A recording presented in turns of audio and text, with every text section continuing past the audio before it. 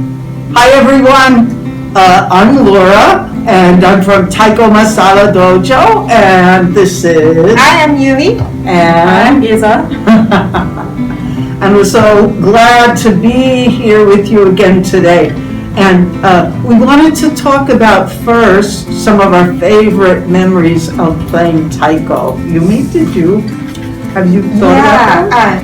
It's not playing, but I actually went to Shimane Prefecture in Japan and then saw real Kagura, and that was really mesmerizing experience because they set the stage at the beach and they start playing from 10 p.m. and they play all night, and there are dances and some performances, but the taiko is always there. They're playing all night for hours, and I just was impressed by their stamina, but also they were so in sync with dance, and it was a beautiful tradition. So that's probably my favorite. Wow. And you were up all night watching this? Everybody brings a pillow, a blanket, and they sleep at the beach. And they wake up, and then the performance is still going on. If you want to get beer, there's some booths to get beer. It was just fantastic time. That was my favorite. That's wonderful. How about you, Giza? Well, yeah, it's probably performance too. Like with first Kodo concert, I think. It's like because when I was living in Germany, they didn't come so often. So after hearing them on CD for so long, for many years, and then they came actually into my city, and that was really great. That was really cool to see. Wonderful. Yeah, like it was in a great hall where you had like they could really feel all the drums and all the vibrations from the drums. That was really good. Well, I have two. One of them is from performing myself with a group. Where? This was in a library in upstate New York, and we were playing miyake, and we were in the middle when we were playing. There's a sea part, but no one knew when to give a cue, and we were just playing endlessly, people looking around for the cue. And I always say we would still be playing for now unless I think Sensei jumped in and said, "Ha!" And then we all started playing, and we just desperately got back to the piece. So that's one of my most frightening memories of Taiko. But I think the best experience was going to Okaya with some fellow drummers, and we took first a workshop there, but they had their summer festival. I guess it takes place every year in June, and they play on this huge odaiko. I don't even know how big it is, but when we arrived, all the contest part was the odaiko solos, and it was amazing. Then they had the groups playing, and the thing that really struck me was a group that came out, and there was a performer that did a kiari, which is, I don't know how you'd explain it, but it is singing, but it's a very traditional type of singing, and he just hit these notes. Of course, I don't speak Japanese, so I had no idea what he was saying, but it just went straight to my heart. I could see people around just really being moved, and it was one of the most amazing moments. And I just really, I took a bunch of pictures, only of the opening stances, because I really wanted to watch the drumming. But that was one of my most amazing experiences. Beautiful. So. Next time when I go to Japan, I guess I gotta see to catch something. I know. And my friend said, you can join the contest. You just have to pay $10, then you can play the big drum. So I think I have a goal when I'm 60. I think I'll be able to first afford to go to Japan again, and then have $10 to play the big drum. So anyway, that'll be worth it. Sounds like a plan. Yeah. Do you want to go? Yeah. I'll join It's you. not too long from now, I'm telling you. No, it's years after.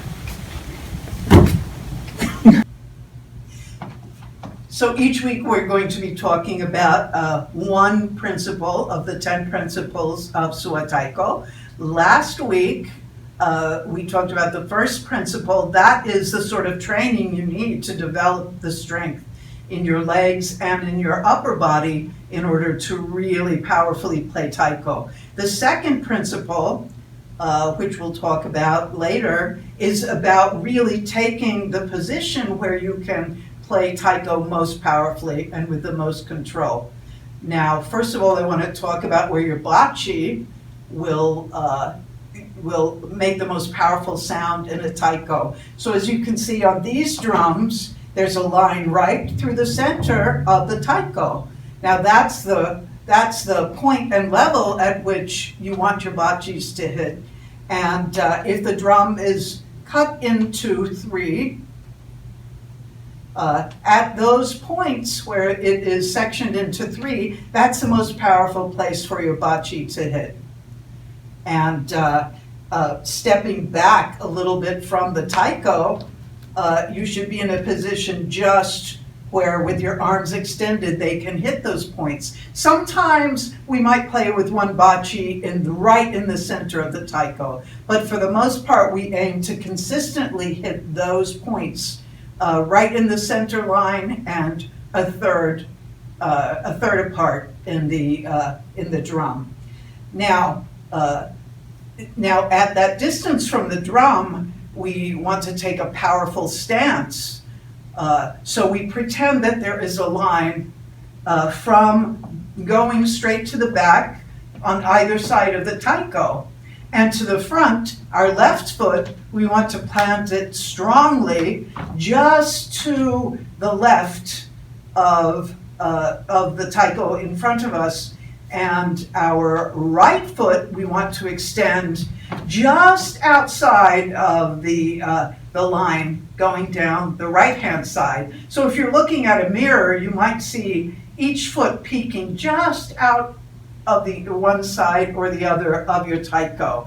And then really to get the strength, especially if you're a little tall like Giza, we will get a bend in your legs and even turn your feet out. So you really feel that very powerful connection coming up through your arms and through your bachi right to those points on the taiko. And from this place you can do a lot of the furi and movement that makes taiko very powerful, such as jodan no kamae and gedan no kamae.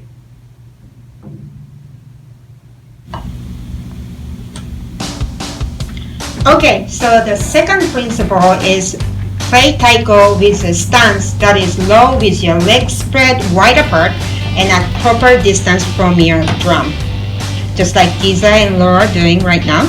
And if we say in Japanese, it is 構え方、足を開き、腰を落として太鼓に解く。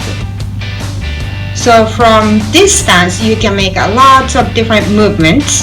And you might have heard words like furi, kamae, or uchi, and you might be using those words interchangeably, but actually each means different things. So kamae is a pose, and you're not hitting the drum. This is usually right before you play taiko or right after you perform. You make some pose, and it's kind of still pose, and that is called kamae. And furi is when you are moving, you are about to hit the drum, but you have some movements with your arms and hands or legs, and those are called furi. And how you hit the drum is called uchi. So uchi, kamae, furi mean all different things. So today there are a lot of movements, but today we're going to introduce 6 common kamae or uchi or furi. So the first one, very common one, you might have seen it before, is called jodan no kamae. So make a big V with your arms, and your tip of the bachi and your shoulder should make a straight line. And if you use your index finger, like Laura and Giza are doing, to support the bachi, that will help you make the beautiful straight line.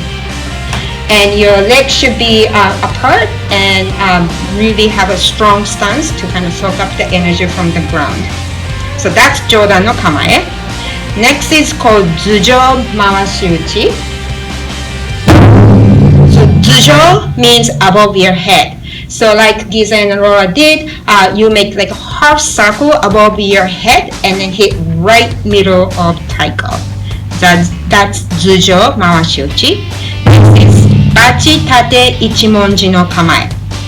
So you make this bachi stance, and then your left hand to right hand, you make a straight, beautiful line. So next one is Kumite Uchi. So Kumite means crossing arms.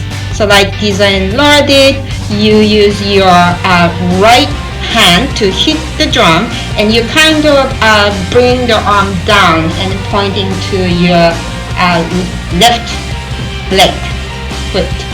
And your left arm should, your left hand should almost touch your right shoulder. So that's Kumite Uchi.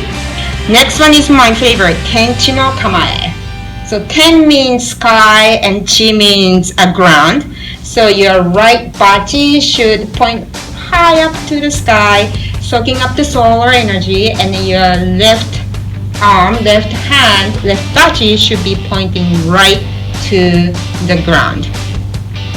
Then the last one is Hidari Naname Chokkaku no Kamae.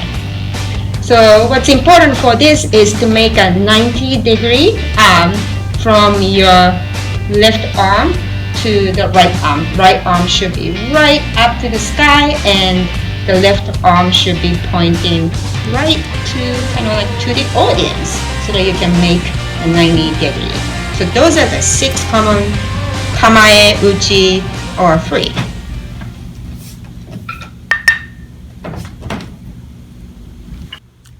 Kamae.